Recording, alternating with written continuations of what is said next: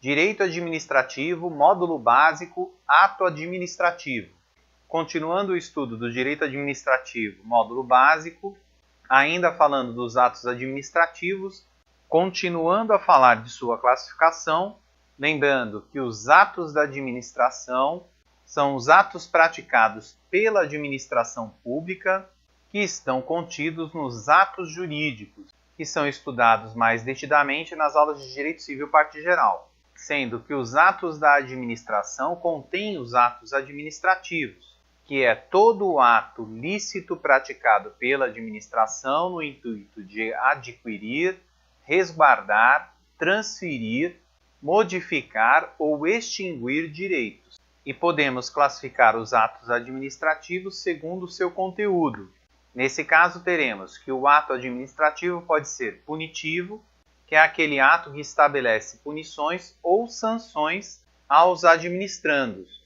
Lembrando que, sempre que falamos em punição ou sanção, é obrigatório o contraditório e a ampla defesa nos termos do artigo 5º, inciso 55 da CF, que determina que aos litigantes em processo judicial ou administrativo e aos acusados em geral serão assegurados o contraditório e ampla defesa com os meios e recursos a ela inerentes. Temos ainda que o ato administrativo em relação ao seu conteúdo ainda pode ser normativo. Nesse caso, ele terá normas gerais e abstratas, que são limitadas pela lei. Portanto, devem estar em conformidade com a lei. Dessa forma, se elas estiverem fora da lei, não obrigará o particular, pois o particular não é obrigado a fazer ou deixar de fazer algo, senão em virtude de lei.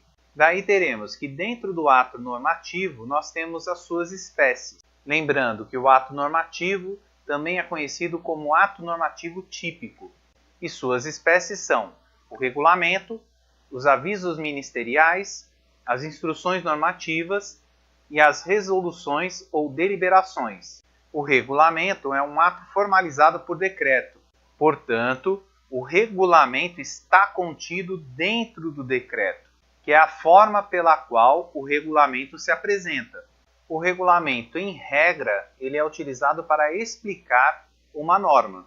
Lembrando que o decreto é um ato privativo do chefe do Poder Executivo. Já os avisos ministeriais são iguais ao regulamento. Entretanto, eles são praticados por órgãos imediatamente inferiores àqueles determinados pelo regulamento. Os avisos ministeriais também são conhecidos simplesmente como avisos. Temos ainda as instruções normativas, que são os atos praticados por outras autoridades que se encontram dentro do mesmo órgão.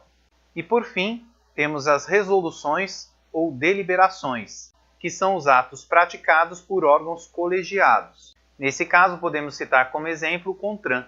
Ainda classificando os atos administrativos relacionados ao conteúdo destes, temos o ato ordinatório, que são atos de organização ou ordenação interna da atividade. Portanto, esses atos são realizados dentro da mesma pessoa jurídica de direito público e estão relacionados à hierarquia. Em relação às espécies de atos ordinatórios, podemos citar a portaria, a circular, a ordem de serviço, os ofícios e os memorandos.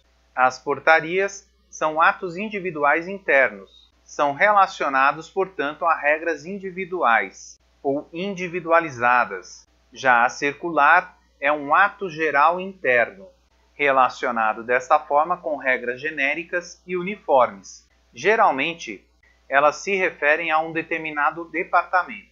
A portaria, por sua vez, pode ser um ato que dá posse ao servidor público. Por exemplo, temos ainda a ordem de serviço, que são atos administrativos de distribuição de atividades internas, relacionados, portanto, à organização do trabalho.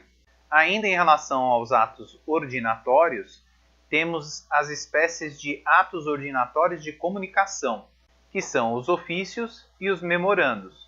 Os ofícios, por sua vez, são utilizados para comunicações externas. Dessa forma, está relacionado à informação para autoridades públicas diversas do órgão ou para autoridades particulares. Já os memorandos são utilizados para a comunicação interna dentro do mesmo órgão.